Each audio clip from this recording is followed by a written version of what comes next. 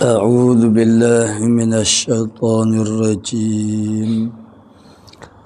بسم الله الرحمن الرحيم.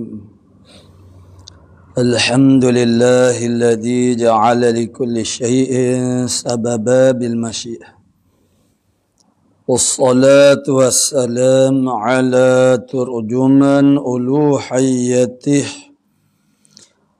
ودليل وحدانيته سيدنا محمد المبعوث بباهر المعجزات لتأييد رسالته وتصديق هدايته، وعلى آله وأصحابه وأتباعه أجمعين، ولا حول ولا قوة إلا بالله العلي العظيم. عدد كل حرف كتب ويكتب أبد الآبدين ودهر الداحرين. اللهم فقهنا في الدين وعلمنا التأويل. اللهم فقهنا في الدين وعلمنا التأويل. اللهم فقهنا في الدين وعلمنا التأويل.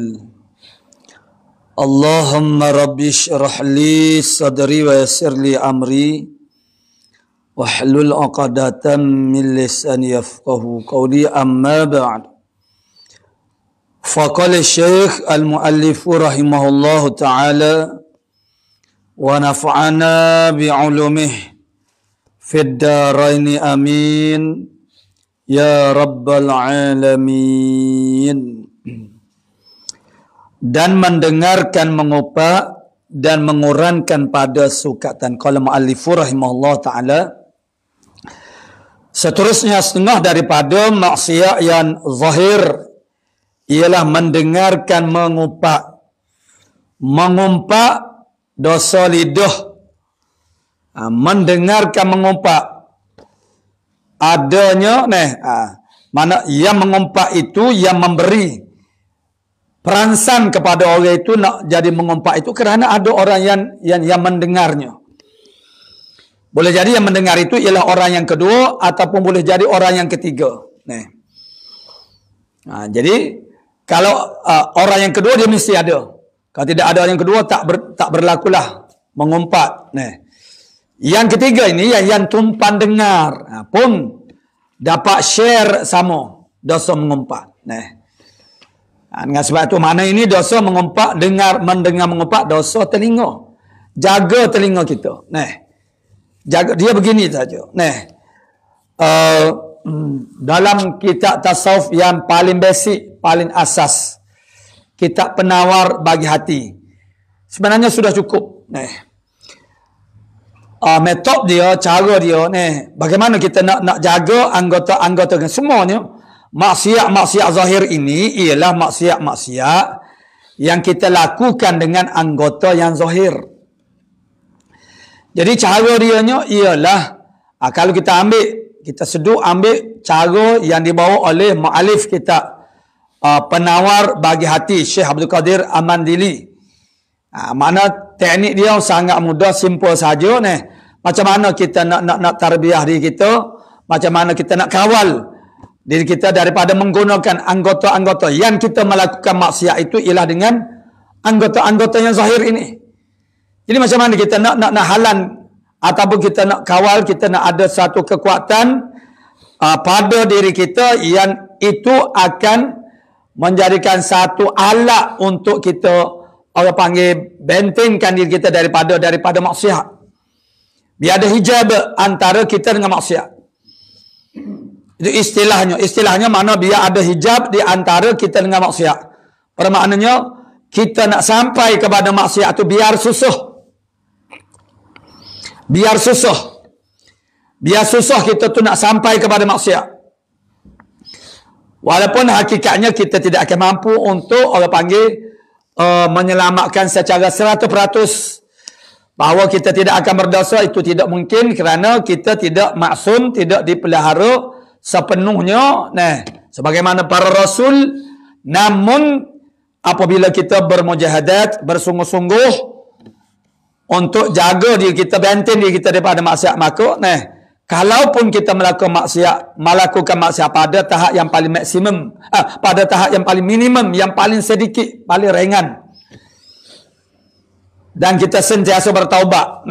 Itulah cara kita untuk supaya kita ni termasuk dalam kategori mukmin taqiyyin, mukmin yang bertakwa kepada Allah Taala. Bukan makna tak berdosa, tapi pada tahap yang paling sedikit dan sentiasa bertaubat kepada Allah Subhanahu Wa Taala. Mukmin asil, mukmin yang berdosa, mukmin seorang beriman yang membiarkan diri dia hanyut, bergoluman dengan dosa, dan dia tidak pernah mau bertobat, tidak rasa bersalah, tidak rasa menyesal. Wa'iyadzabillah, kita minta jauh daripada itu. Kerana ini sangat-sangat merugikan kita. Baiklah, sebagaimana yang saya sebutkan tadi, makna dalam kitab Penawar Bagi Hati, teknik dia sangat mudah. Maknanya, kita tanyakan kepada diri kita, kita terjah diri kita dengan soalan-soalan. Maknanya, mengapa Allah Ta'ala jadikan mata kepada kita? Segala ini semua dipanggil ni'mat. Dia ni'mat ini kita bahagikan begini. Setengah ulama dia bahagikan maknanya ni'matun muttasilah, ni'matun munfasilah. Nikmat yang berhubung dengan tubuh badan kita, seperti mata, telinga yang ada di tubuh badan kita. Itu dipanggil nikmat yang muttasilah. Satu lagi nikmat munfasilah. Munfasilah ni yang di luar, yang berasingan daripada tubuh badan kita. Anak nikmat, harta benda nikmat, tapi dia berasingan. Segala pencapaian-pencapaian kita itu adalah perkara yang nikmat muttasilah ni nikmat yang ada di tubuh badan kita sendiri, yang merupakan alat-alat panca indera kita. Jadi yang ditanya oleh Allah Subhanahu Wa Taala ialah nikmat yang berhubung dengan tubuh badan kita sendiri dulu. Mata kita Allah Taala akan tanya, telinga kita Allah Taala akan tanya. Maka Allah Taala tanya, kita sediakan jawapan. Mana Allah Taala tanya mata, apa yang kamu gunakan mata kamu semasa hidup di dunia. Jadi sekarang kita terapkan, orang panggil, suatu cara untuk kita ni boleh jaga segala anggota-anggota ini ialah dengan menanyakan kepada diri kita sendiri. Konsepnya samalah sebagaimana yang dikatakan oleh Sayyidina Umar Ibn Al-Khattab. Mana kata-kata Sayyidina Umar, hasibu anfusakum qabla an tuhasabu. Kamu kira diri kamu sebelum daripada kamu dikirakan. Sekarang kamu tanya diri kamu. Tanya diri kamu sebelum daripada kamu ditanya oleh Allah Subhanahu Wa Taala. Tanya tentang apa? Tanya tentang mata. Kenapa Allah Ta'ala jadikan mata? Dan dalam kitab Penawar Bagi Hati, jangan pandang ringan, jangan pandang sebelah mata. Kitab Penawar Bagi Hati, walaupun dia kitab tasawuf pada peringkat asas, basic, simple saja, tetapi uslub yang dibawa olehnya, metod yang dikemukakan olehnya adalah sangat benar dan sangat berkesan. Maksudnya kita tanyakan diri kita, mata ini apa kegunaannya? Maksudnya ialah Allah Ta'ala jadikan mata untuk apa dia? Allah Ta'ala jadikan telinga untuk apa? Jadikan perut untuk apa dia? Jadikan faraj untuk apa? Semua itu makna diceritakan. Macam mana kita nak jaga faraj? Ketahui Allah Ta'ala jadikannya untuk apa dia, dan apa yang Allah Ta'ala mahu daripada kita dengan perkara-perkara ini. Allah Ta'ala jadikan mata untuk melihat, yang menyampaikan kepada mengenalinya. Contohnya begitu. Ini nak jaga mata. Ini jaga lidah, jaga telinga. Jadi kalau mata ini, makna dia ada dua kegunaan. Sekarang yang kita gunakan dan kegunaan yang ditunggu-tunggu di akhirat kelak. Begitu cara dia. Cara kita menawar bagi hati. Jadi, apakah tugasan yang ditunggu-tunggukan oleh mata, oleh telinga, oleh lidah? Apa yang ditunggu oleh mereka? Maksudnya ada bidayah, ada nihayah. Yang peringkat permulaan di dunia ini, mata ini kita gunakan untuk apa dia? Kenapa Allah Ta'ala jadikan mata? Jadi kalau kanak-kanak dia, budak-budak dia jawab untuk melihat. Betul. Melihat akan apa dia? Yang pertama, nombor satu sekali, tuntutan kepada kita apa dia? Fa'lam annahu la ilaha illallah. Ketahui olehmu, maknanya kita kena wajib kita mengenali Allah Subhanahu Wa Ta'ala. Lalu caranya macam mana? An-nazar. Nazar ni makna melihat, memerhati kepada tanda-tanda Allah Ta'ala. Tanda Allah Ta'ala ada dua. Ayatun maqru'ah. Ayat yang dibaca itu Al-Quran. Dan yang keduanya ialah ayatun manzurah. Ayat yang dipandang lihat. Disebut juga sebagai ayatun kauniyah. Yang ini kejadian alam ini. Allah Ta'ala sediakan kepada kita prasarana untuk kita dapat mengenalinya. Allah Ta'ala jadikan alam ini kejadian alam langit, bumi dan apa saja di antara keduanya. Tujuan dia ialah supaya kita mudah untuk mengenali Allah Subhanahu Wa Ta'ala. Alladhi khalaqa sab'a samawatin wa minal ardi yatanazzalul amru bainahunna lita'lamu anna Allah ala kulli syai'in qadir wa anna Allah qad ahata bi kulli syai'in ilma. Allah Ta'ala Tuhan yang menjadikan 7 lapis langit. 7 lapis langit. Buat apa? Dan bumi. Daripada bumi. Mislahunna. Begitu juga. Maksudnya 7 lapis juga. Buat apa Allah Ta'ala buat langit sampai 7 lapis? Buat apa Allah Ta'ala jadikan bumi sehingga 7 lapis? Dan apa saja yatanazzalul amru bainahunna. Apa saja yang ada yang berlaku di antara kedua langit dan juga bumi ini. Allah Ta'ala sebut dengan secara jelas. Bukan isyarat. Bukan isyarat, bukan hin-hin, bukan kelu-kelu. Sarih, nyata, terang, jelas. Lita'lamu anna Allah ala kulli syai'in qadir. Supaya kamu tahu bahawa Allah Ta'ala itu berkuasa di atas tiap suatu wa anna Allah qad ahata bi kulli syai'in ilma. Dan supaya kamu tahu bahasanya Allah Ta'ala itu meliputi dengan ilmunya tiap-tiap suatu. Untuk kamu mengenali Allah Subhanahu Wa Ta'ala. Itu tujuan Allah Subhanahu Wa Ta'ala. Maknanya menjadikan kejadian alam ini. Jadi bagaimana caranya? Caranya kita melihat. Gunakan mata. Jadi kita guna mata nombor satu sekali. Nombor satu sekali ialah untuk melihat kejadian alam ini yang menyampaikan kita kepada dapat mengenali Allah Subhanahu Wa Ta'ala. Yang mengenali sifat-sifat kewujudan Allah Subhanahu Wa Ta'ala dan segala sifat-sifat kamalat Allah Subhanahu Wa Ta'ala. Itu mata. Lidah untuk apa dia? Faraj untuk apa dia? Itu disebut dalam kitab Penawar Bagi Hati. Untuk meneruskan kelangsungan zuriat manusia supaya wujudnya orang-orang yang beriman di atas muka bumi ini. Yang dapat mengimarahkan bumi ini dengan hukum Allah Subhanahu Wa Ta'ala. Dan Nabi sebut, tazawwaju al-waluda wal-al-waluda. Berkawinlah oleh al-walud al-waduda. Berkawinlah oleh kamu akan perempuan yang boleh beranak ramai. Dan yang bersifat kasih sayang. Sebab apa? Fa'inni, kerana aku, kata Nabi sallallahu alaihi wasallam, mubahil lakumul yaumal qiyamah. Maknanya in mubahil lakumul yaumal qiyamah. Mana kerana sesungguhnya aku bermegah-megah dengan kamu bandingkan dengan umat-umat yang lain. Ramainya. Nabi berbangga-bangga dengan ramainya umatnya berbanding dengan umat-umat yang lain. Jadi untuk kita dapat membanggakan Nabi sallallahu alaihi wasallam Tidakkah itu salah satu daripada tanda kita cinta kepada Rasulullah? Maka kena guna apa? Kena guna faraj. Kalau tidak dia tak dapat, tak jadi. Nak meramaikan ummah macam mana kalau tak guna? Jadi biar kita tahu. Jadi maksudnya kita akan gunanya itu yang mengikut cara yang diizinkan oleh Allah Ta'ala. Sudah tentu, maknanya kalau cara yang tak diizin oleh Allah Ta'ala itu bukannya menjadi kebanggaan Rasulullah Sallallahu Alaihi Wasallam. Telinga. Sekarang mendengar mengupak. Mengapa kita mendengar orang mengupak sedangkan itu maksiat kepada Allah Subhanahu Wa Ta'ala? Apa yang Allah Ta'ala nak daripada kita dengan telinga untuk kita mendengar ayat-ayat Allah Subhanahu Wa Ta'ala? Dan lidah sana seperti lidah. Wa man ahsanu qawlan mimman da'a ila Allah. Siapakah yang terlebih baik ni sebuah cakapan lebih daripada orang yang mengajak manusia kepada Allah Subhanahu Wa Ta'ala.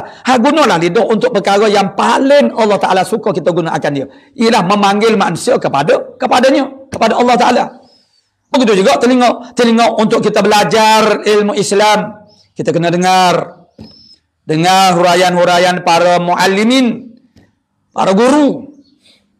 Mendengar ayat-ayat Al-Quran. Mendengar pengajaran-pengajaran. Dan mendengar untuk urusan kehidupan kita, untuk ialah urusan kehidupan dunia kita, urusan agama kita, tidak akan jadi sempurna melainkan urusan keduniaan kita itu juga sempurna. Lalu perlu guna telinga, guna kepada perkara yang Allah Ta'ala redha. Yang kita mendengar orang mengumpat itu buat apa? Itu mengundang dosa. Kita share sekali dengan dosa orang yang mengumpat. Kita mendengar orang mengumpat itu sama ada, saya sebut dah tadi, nombor dua, orang nombor dua dipanggil, pendengar. Yang dikhitabkan oleh orang yang mengumpat itu. Dan boleh jadi kita berada pada posisi orang yang ketiga. Orang yang ketiga ni hanya tumpan-tumpan dengar saja. Dua orang yang bercakap-cakap. Seorangnya yang mengumpat seseorang lagi yang mendengar umpatannya. Dan kita pun tumpan dengar juga. Maksudnya kita tu mana pihak ketiga tu boleh jadi beberapa orang yang lain yang tidak mengambil orang panggil sesi dialog di antara orang mengumpat dan mengumpat secara langsung. Tetapi kita ni tumpan-tumpan dengar pun juga masuk dalam makna mendengar mengumpat juga. Oh sedap juga dengar. Dia duk mengata orang itu orang ini. Kita dengar saja. Tumpan-tumpan ketawa-ketawa tapi kita tak menyampuk pun. Jadi orang yang mendengar orang yang mengumpat itu dia share dosa orang yang mengumpat. Jadi maknanya sayangi diri kita. Kalau slogan yang paling popular untuk COVID-19 ialah kita jaga kita. Ya, kita jaga diri kita. Daripada apa? Orang hanya pandang jaga kita, kita jaga kita sekadar dunia. Perkataan itu, betul dah. Betul. Perkataan kita jaga kita tu makna betul. Tapi jaga daripada apa? Jangan sekadar melihat jaga daripada bahaya dunia.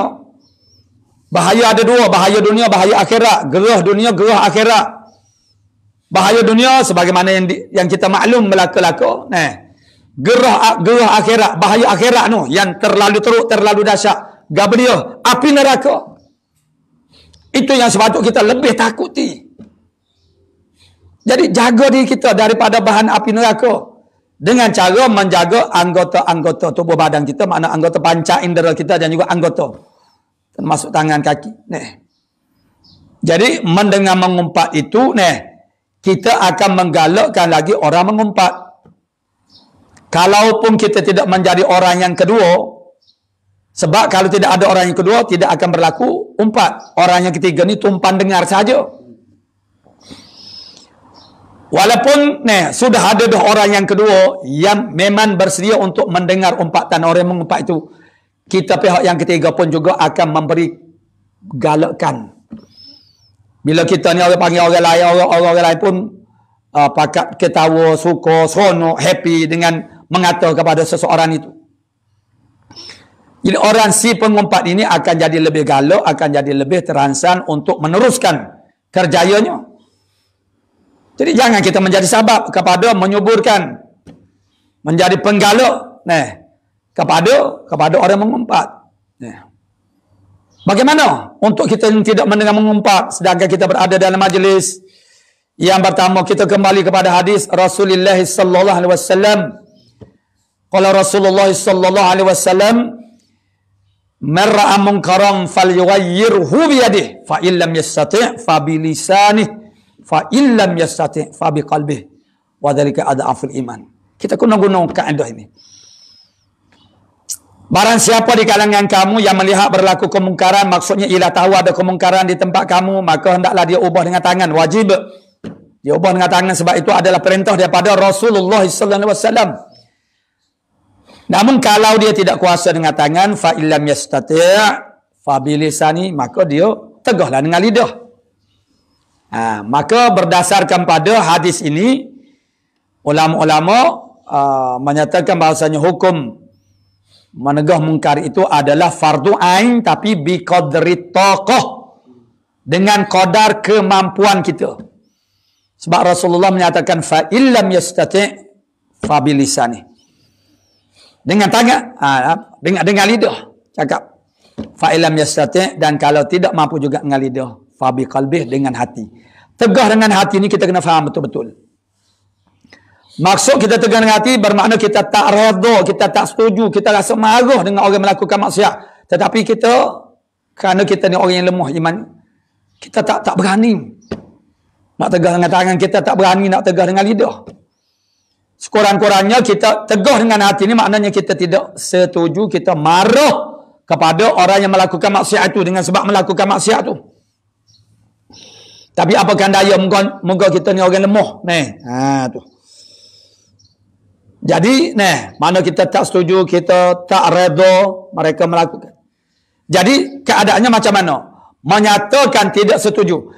Jadi, kalau orang mengumpat, kalau kita kuasa, kita tegah dia dengan lidah dah. Dengan lidah maksudnya, kita beri peringatan kepadanya. Supaya dia jangan mengumpat. Kalaulah kita kata keadaannya tidak, kerana kita ni orang rendah, manalah orang nak pandang kita, dia tak akan pandang kita punya. Lalu kita kena keluar daripada majlis itu. Kita kena keluar. Bila kita tak mampu nak bertegah, maka tegah dengan hati itu maksudnya kita kena keluar dan menunjukkan sikap tidak menyenangi. Seperti kita memandang kepadanya, dengan pandangan menghinakannya dengan sebab dia mengumpat itu. Kalau kita berani buat macam tu. Tapi kita tak berani, lalu kita keluarlah daripada majlis. Daripada tempat yang dia mengumpat itu. Nak keluar macam mana? Keadaannya, payah dah. Kadang-kadang suasana, kalau di dalam bilik yang sudah terkurung, terkunci, tak boleh nak keluar. Itu. Maka, kita sentiasa dalam hati itu rasa marah. Dan kita tak suka. Kita tak boleh nak menutup telinga kita, Tapi kita tidak sengaja mendengar apa yang dia sedang mengumpat, tidak beri perhatian. Jika kadang-kadang kita duduk dekat pun maknanya kita tak beri perhatian. Kita boleh saja tidak memberi perhatian kepada perkataan orang.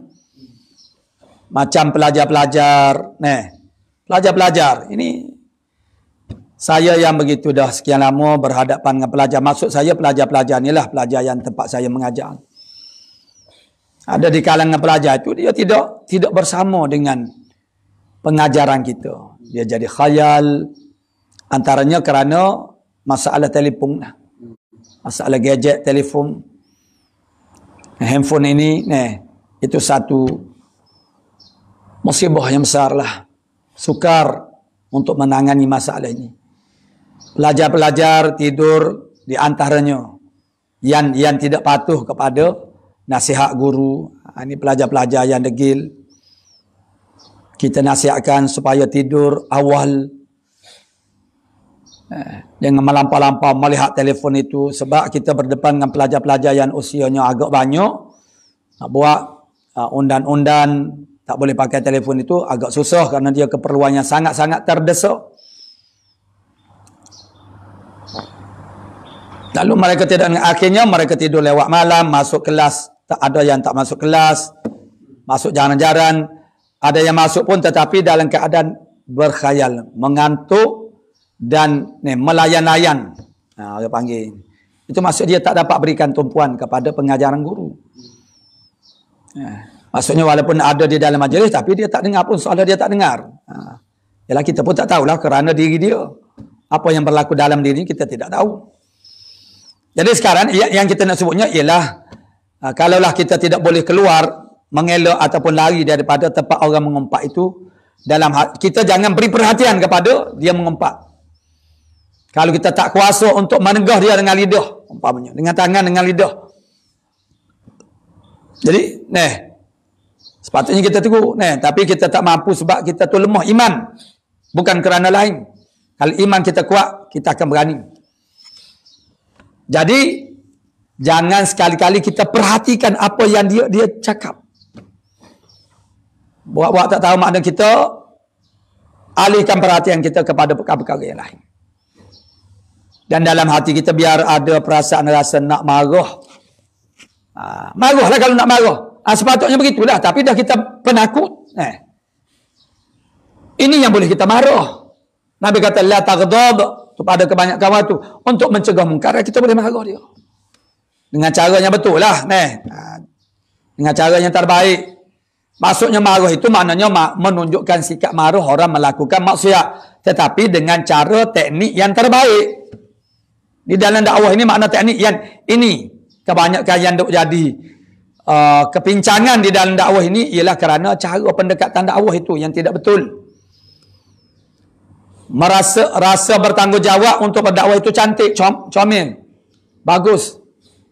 Tetapi tidak mempersiapkan diri dengan ilmu berdakwah kepada manusia. Itu tempat yang duk jadi rosaknya, punah.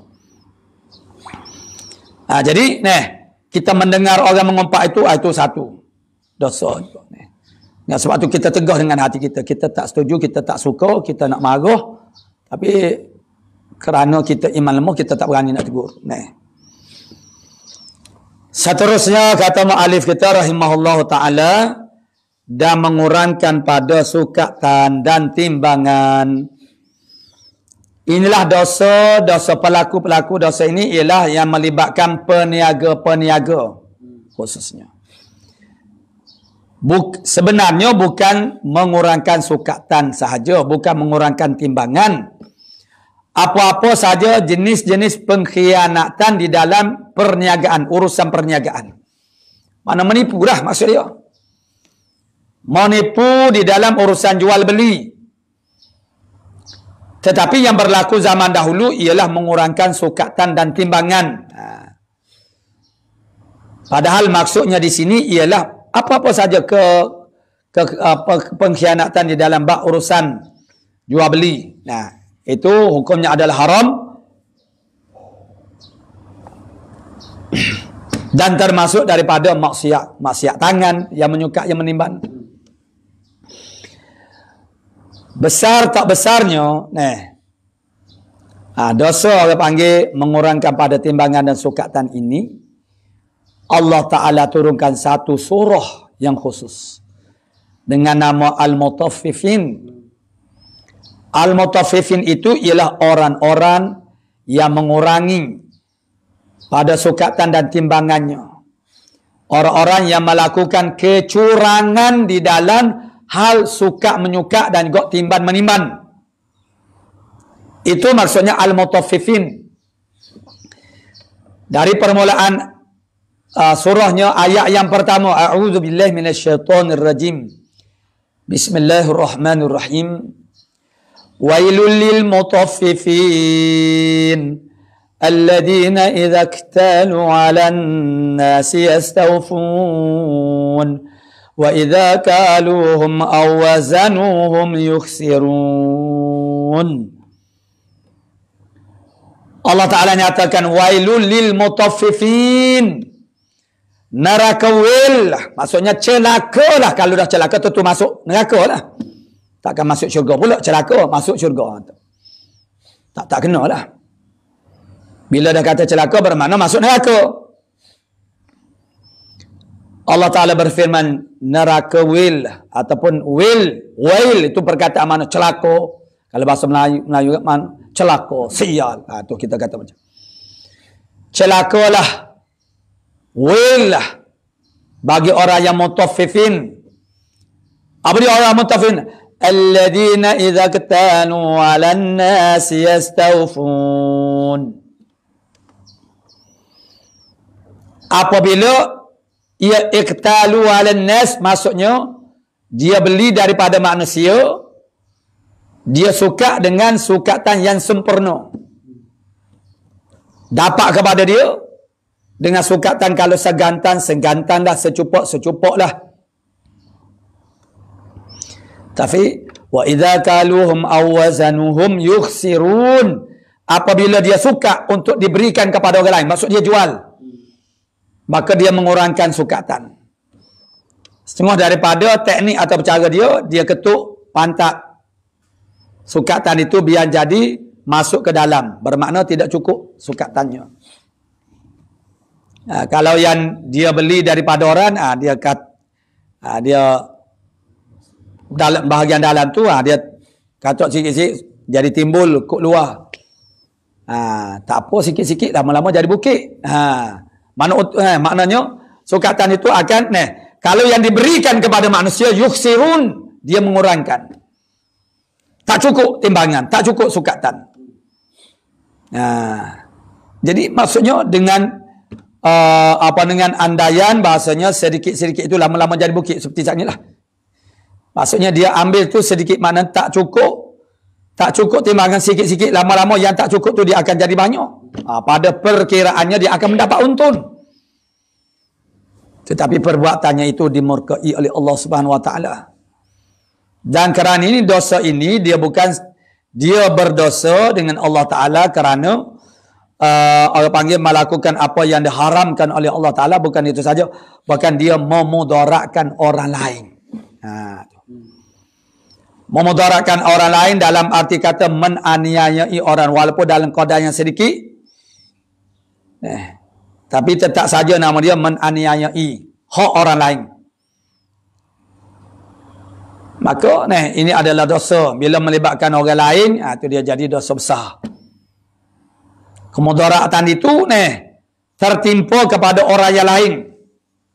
Ya, dosa kita ni dia ada qasir, ada muta'addi. Qasir mana pendek. Pendek tu makna bila kita melakukan dosa itu, kita sahaja yang berdosa. Dan kita berdosa tu mudaratlah kepada diri kita. Tapi ada dosa yang muta'addi. Dosa itu menyebabkan orang tersakiti. Dosa itu menyebabkan orang teraniayai. Dosa yang menyebabkan orang lain dapat mudarat dengan perbuatan dosa kita itu. Tu. Orang lain, panggil makna tak cukup hak yang dia sepatutnya dapat dengan imbalan bayaran harga yang dia bayar. Sepatutnya dia mendapat 2 cupok, tapi tidak cukup 2 cupok. Cupok itu orang zaman dulu dia ada gantan, bekas gantan, kemudian ada cupok, 1 cupok untuk 1 cupok. Jadi kalau dia suka 2 cupok, dia suka dah sekali, dah kurang dari situ, 2 kali, atau dia kata segantan ini 4 cupok, dia pun sukalah 4 cupok. Tiap-tiap kali itu sudah tentu tak cukup. Jadi situ banyak dia mengurangi kecurangan di dalam perniagaan.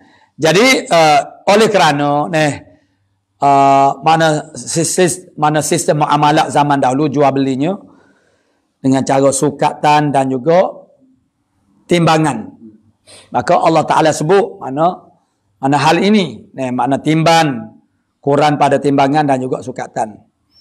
Bukan apa-apa saja bentuk penipuan dalam urusan perniagaan, dalam urusan jual beli, itu samalah.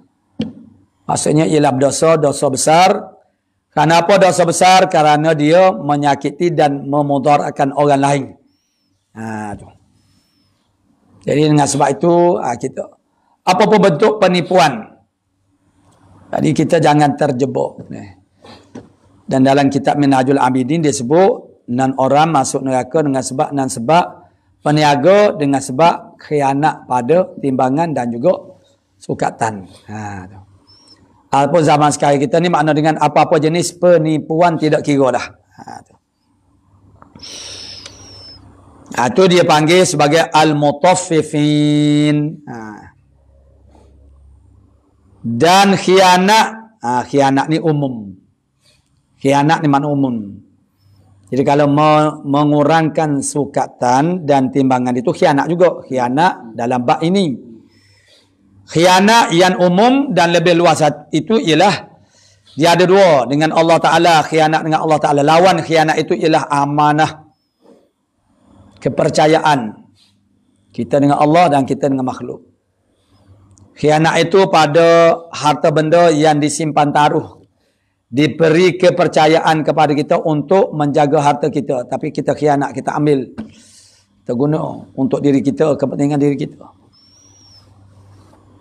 Maknanya, khianat dalam bab harta dia luas. Bila kita sebut kata khianat, dia meluas. Menggunakan orang panggil harta-harta, jabatan tempat kita bekerja untuk diri kita. Mengambil harta-harta pejabat tempat kita bekerja untuk diri kita. Bukan untuk kerja makna pejabat. Tidak. Itu juga khianat. Mengkhianati, maksudnya menggunakan jawatan kita, kedudukan kita, kuasa kita, menafikan hak orang lain, khianat. Kalau orang Kelantan dia panggil krenak. Dia ambil daripada khianat ni lah. Tapi dah jadi satu perkataan yang berbeza dah. Krenak. Krenak ni buat apa-apa sajalah khianat kepada orang. Khianat ni. Jadi khianat itu lawan dia amanah. Dengan Allah Ta'ala dia akan jadi lebih luas lagi. Apa saja pelanggaran kepada hukum Allah Ta'ala nama dia khianat. Terhadap janji kita dengan Allah Ta'ala. Aku janji yang kita pernah lakukan dengan Allah Ta'ala pada alam zur dulu, alam zuriat. Ya Allah Ta'ala tanya, alastu bi rabbikum, lalu semua arwah menjawab bala. Bahkan itu seolah kita tanda tangan. Pengakuan kita, Allah Ta'ala Tuhan kita ni hamba patuh kepada setiap perintah lah. Tapi kita tak patuh, kita khianat, itu nama dia khianat. Bila kita melakukan apa yang diharamkan oleh Allah Subhanahu Wa Ta'ala, nama dia khianat kepada Allah. Ataupun meninggalkan wajibat, meninggalkan kewajiban-kewajiban yang difardukan oleh Allah Subhanahu Wa Taala, nama dia khianat dengan Allah Subhanahu Wa Taala. Mengkhianati kepercayaan sama-sama manusia. Biasanya orang menggunakan perkataan khianat ini dalam bab hubungan sama-sama manusia. Yakni kepercayaan banyak dalam bab harta benda. Maksudnya ialah kita maknanya diamanahkan pada kita menjaga harta benda. Menjaga motor, menjaga kereta umpamanya. Kita kena jaga. Kerana tuannya pergi ke Makkah umpamanya. Kita jirannya. Jadi kita diminta untuk menjaganya. Menjaga anak. Kalau kita sanggup, bila kita menyatakan kesanggupan, bermakna kita wajib kena jagalah dia. Dia tak boleh orang panggil kita, biarkan anak-anak, jiran kita, kawan kita, mereka pergi umrah. Kita diminta, orang panggil diminta tolong, maksudnya, diberi kepercayaan lah kepada kita untuk jaga anaknya. Kita kena jaga, sebagaimana kita jaga anak kita ni. Maksudnya jangan biarkan dia melakukan benda-benda yang jadi bahaya. Itu makna khianat. Dan yang banyak berlaku khianat ini biasanya ialah harta tengah lah. Harta tengah. Harta tengah ni hak milik bersama, maknanya harta untuk masjid, harta untuk organisasi, untuk pertubuhan. Tapi kita yang sebagai bendahari ke ataupun apapun, tak kira lah. Berpakat dengan bendahari itu makna kita gunakan. Duit itu bukan untuk kepentingan kita, ataupun walaupun tidak guna untuk kepentingan kita, tetapi kita tasarruf dia. Tasarruf makna kita belanjakan dia, kita gunakan dia untuk perkara yang tidak sepatutnya. Bukan untuk orang panggil manfaat. Itu kena berhati-hati harta, menggunakan harta tengah. Manfaat yang sepatutnya. Kalau untuk masjid, apa manfaatnya? Dibuat itu ini. Jadi mana macam kita kata malah membuat program-program kesedaran kuliah ilmu itu tak apalah, itu manfaat untuk umat Islam. Tapi membuat binaan-binaan yang ialah ada yang patut, yang bagus, yang baik, dan kadang-kadang berlaku.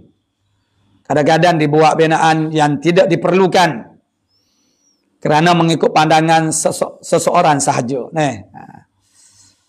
Di dalam menguruskan hak bersama ini, perlulah musyawarah dan kita katakan paling tidak, kalau tidak kesepakatan yang itu ialah majoritinya bersetuju.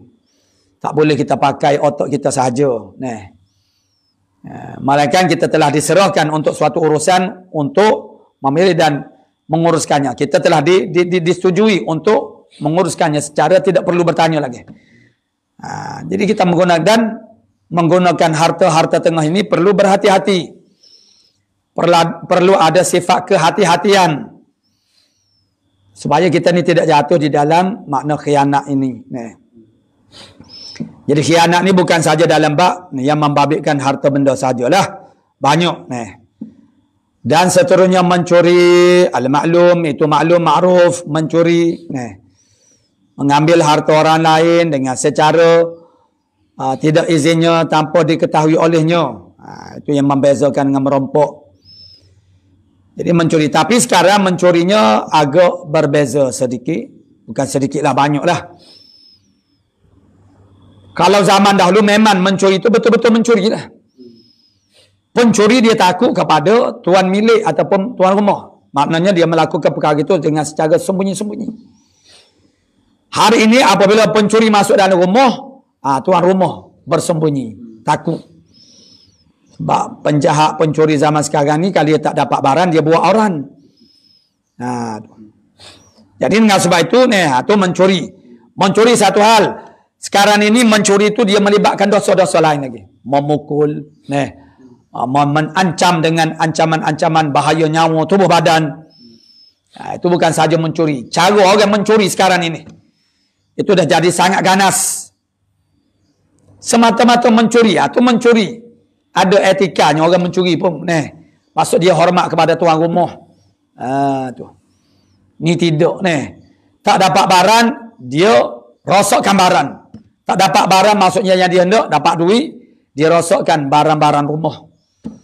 Rosokkan pintu. Sengaja. Tu dia panggil khianat tu. Orang kalian tak panggil khianat. Dia tak dapat wan yang dia hendak. Dan sepertilah mencuri itu makna merampok. Samalah. Sepertilah kita kata, mereka tidak, manusia sekarang dia tidak ada sifat kesian belas kepada orang lain. Orang tua yang diragu,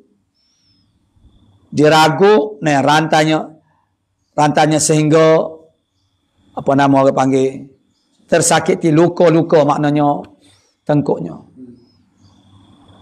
Ada satu cerita makna orang tua, perempuan tua yang hendak pergi ke masjid. Begitu ada kereta yang berhenti, lalu mengambilnya. Mendukunya mana kepu. Orang kereta panggil kepu. Kepu naik atas kereta. Dia bawa pergi suatu tempat, maka masa itulah dia nak ambil barang-barang dan dibuangnya. Ditinggalkan orang tua itu. Kesian orang tua, orang perempuan. Menangis dia, Allah. Kesakitan dan kebingungan. Apa ni makna benda kalau rabuk pada masa sekali itu ini makna dia bawa naik dalam kereta kemudian diambil. Nasib baik yang tua. Jadi begitu perangai kejahatan orang itu bertambah-tambah. Berganda-ganda. Bukan mengambil hak orang lain saja, bahkan menyakiti pula. Tu. Tidak menghiraukan perasaan itu, jangan cakaplah. Nak hiraukan perasaan macam mana? Tentu tidak. Kalau tidak, tak dapatlah buat kerja ni. Syarat untuk menjadi pencuri, tentulah jangan hiraukan perasaan orang. Kalau hiraukan perasaan orang, pedulikan perasaan orang, macam mana nak mencuri? Sudah tentulah orang ambil barang kita, tentulah kita marah. Siapa-siapa dia pun. Tu. Jadi sudah tentu dia tidak menghiraukan, dia berlaku zalim. Pada umumnya dia panggil zalim. Semua tu zalim berlaku lah, mencuri.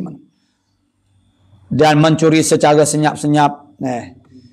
Ialah memanglah senyap, maksudnya mencuri secara sukar untuk diketahui bahasanya harta miliknya, duitnya sudah dicuri.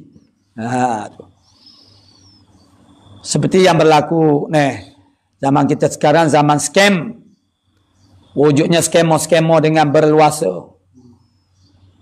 Bahkan semasa sekolah lagi, kalau guru menanyakan nak jadi apa dia, dalam hatinya dia jawab lain, tapi dalam hati aku nak jadi skemo. Selain daripada nak jadi YouTuber, ni dia sebut dengan lidah, tak apalah. Irfan, awak nanti besar nak jadi apa? Kalau kita zaman dulu nak jadi cikgu, nak jadi askar, nak jadi polis, nak jadi doktor, empat ni je, tak ada dah yang lain. Zaman dulu, kanak-kanak zaman dulu itu sajalah yang dikenali kerjaya. Irfan, awak nak jadi apa nanti besar kelak? Saya nak jadi YouTuber lah cikgu. Nak jadi YouTuber. Dan yang lain pula dia jawab lain, tapi dalam hatinya aku nak jadi skemo. Dia dah jadi budaya. Dia itulah mana tarbiyah. Tarbiyah agama itu sangat penting. Anak-anak kita dia meniru. Manusia ni dia ada sifat meniru. Sebab itulah anak kita orang Melayu bercakap Melayu kecil lagi. Hebatlah budak itu umur 5 tahun dia boleh bercakap Tamil. Memanglah dia anak orang Tamil. Dia meniru percakapan orang biasa. Itu makna kebolehan kita manusia. Tapi sekarang yang kita bimbangi ialah meniru perkara-perkara yang bukan-bukan. Sudah tidak jadi terkawal dah anak-anak kita. Bukan sejam, bukan 2 jam melihat gadget, melihat handphone. Berjam-jam. Bukan cuti, mana cuti? Cuti sekolah ini. Begitu dihabiskan masanya dengan melihat telefon, main game, gadget. Dan mereka melihat banyak perkara dan mereka meniru. Tanpa pendedahan ilmu Islam, pendedahan tarbiyah Islam, mereka akan hanyut. Jangan biarkan begini berlaku kepada anak-anak kita. Pantau. Ya. Hantar anak kita kepada kelas-kelas pengajian ilmu Islam. Cari. Banyak. Cuti sekolah ini banyak. Pondok-pondok di Kelantan misalnya banyak yang melakukan pondok intensif. Pelajar-pelajar yang belajar di sekolah itu, cuti sekolah ni, ibu bapa kalau ada program sebegini, maknanya kita hantar. Yang pertama untuk mengalih perhatian mereka itu daripada bertumpu kepada telefon ini. Dan sudah pastilah untuk mendapat input-input maknanya pelajaran-pelajaran Islam. Bila mereka itu ada pengetahuan tentang Islam, maka mereka lebih terjaga. Kita ibu bapa kena sentiasa menyebutkan dosa, pahala, api neraka, syurga. Melakukan kebaikan-kebaikan. Sebut hari akhirat. Sebab ancaman kita sekarang antaranya ialah gerakan etis. Etis, soh-soh mereka ini menafikan hari akhirat. Mana ada hari akhirat? Itu khayal saja. Fantasi kamu saja. Mereka sekerah-kerahnya menafikan hidup kita hanya sekali di dunia. Apapun yang kita nak capai itu kita buat sekarang. Walaupun kita menganiaya orang lain tak rasa bersalah.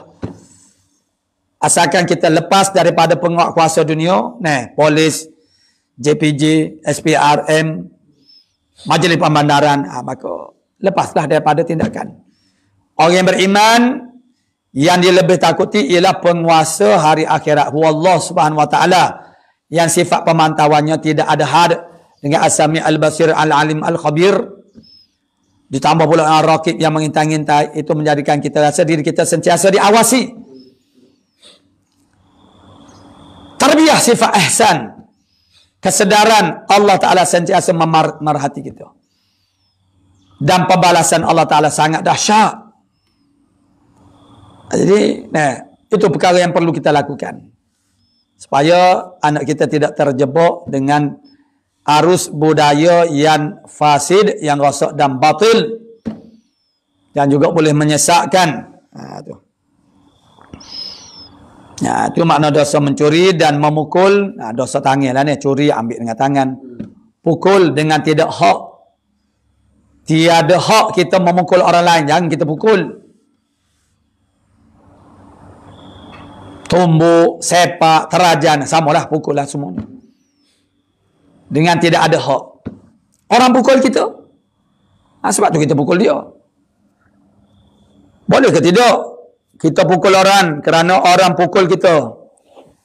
Boleh, tapi dengan kadar yang sama. Tapi macam mana kita nak buat dengan kadar yang sama, Macam mana kita nak mengukur kalau kita ditampal, dicubit, dipukul, kadar yang sama tu macam mana?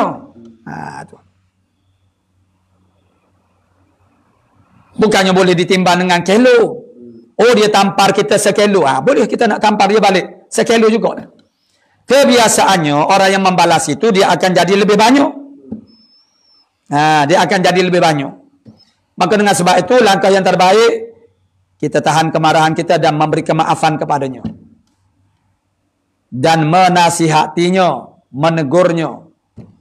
Kenapa awak pukul saya? Di atas apa kesalahan yang saya dipukul? Dan kalau saya bersalah, kalau salah pun adakah patut dipukul? Tidak mestinya mana orang melakukan kesalahan kita pukul dia. Ada penyelesaian lain. Jadi maksudnya ialah pukul itu di atas apa dasarnya. Memukul itu apa dah? Jadi kalau tidak hak, bighairi haqqin, makna kita berdosa. Dan kalau kita nak balas, pastikan jangan terlebih. Itu yang payahnya. Bab yang payah, kita nak sukat. Pukulan itu sama banyak dengan dia pukulan. Jadi kalau kurang, tak apalah kalau kurang. Jangan terlebih. Tapi begitulah, kita tak boleh nak sukat. Dan kecenderungannya kita akan balas lebih banyak lagi. Sebab kita geram, sakit hati.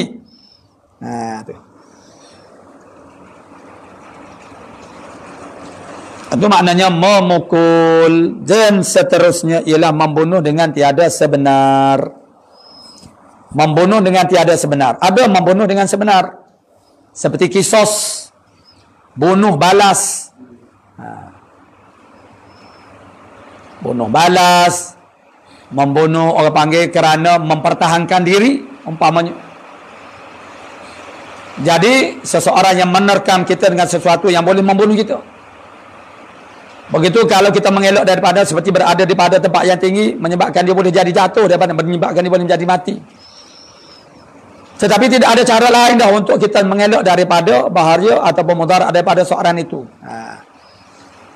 Kalau membawa kepada jadi terbunuh dia sekalipun, kita tahu bahasanya ini akan membawa kepada dia terbunuh sekalipun, maka itu dia panggil bihaqqin. Apa-apa saja yang melibatkan hukuman dalam agamanya dibunuh. Jadi maknanya ni dosa besar lah. Di antara ialah hakikatnya Allah Subhanahu Wa Taala Al-Mumit, yang mematikan siapa pun atau orang yang membunuh diri. Cuma atas dasar maqam asbab, maka diambil salah kita melakukan.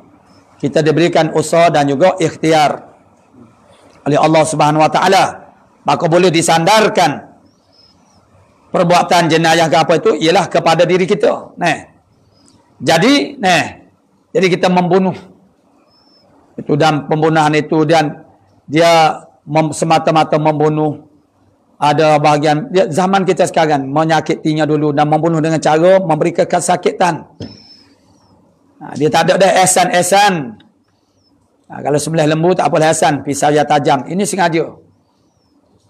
Jadi membunuh jangan jadikan sesuatu yang dosa besar itu menjadi kebiasaan. Jadi setengah-setengah tempat biasa saja membunuh orang ini. Tempat yang undang-undangnya tidak begitu terkawal oleh kerajaan. Jadi maknanya jangan jadi semua maksiat-maksiat ini pula jangan jadi sumber ke apa nama dia panggil kebanggaan. Dia zaman kita sekarang ni zaman yang sangat pelik. Orang sudah menjadikan maksiat-maksiat itu sebagai sumber kebanggaan mereka. Mereka berbangga-bangga dengan melakukan maksiat. Ini satu perkara yang sangat Sangat jahat lah panggil. Sangat jahat kita kepada Allah Ta'ala. Sudahlah kita ni tidak malu kepada Allah Ta'ala. Tak melera kata. Bahkan kita bermegah-megah dengan melakukan maksiat. Sebagaimana dulu minum khamar, minum arak, zina. Itu dah jadi kebanggaan pula. Dia bangga kerana dia sudah banyak kali, acak kali berzina. Dan sudah ramai perempuan yang dia nodai. Itu menjadi kebanggaannya. Dia bangga kerana dia minum arak banyak.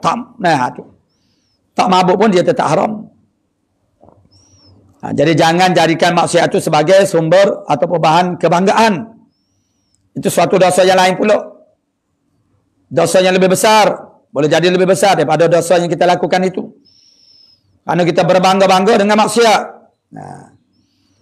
Redha dengan maksiat, bahkan berbangga-bangga dengan maksiat. Jadi hak orang untuk hidup, kita nafikan dia untuk hidup.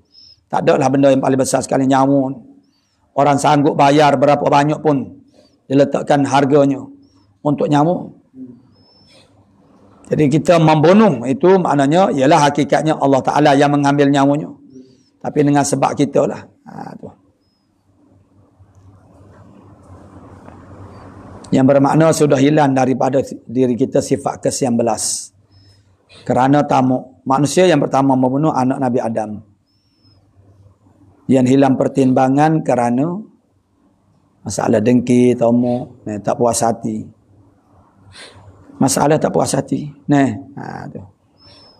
Dengki akhirnya peringkat membunuh. Dengki ni dia sampai kepada peringkat membunuh.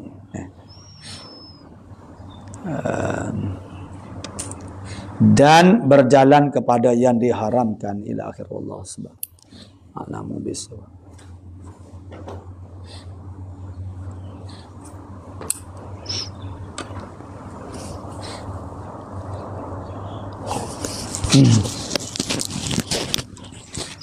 Pasir putih nak ni. Pondok Ustaz ni. Allahu Akbar.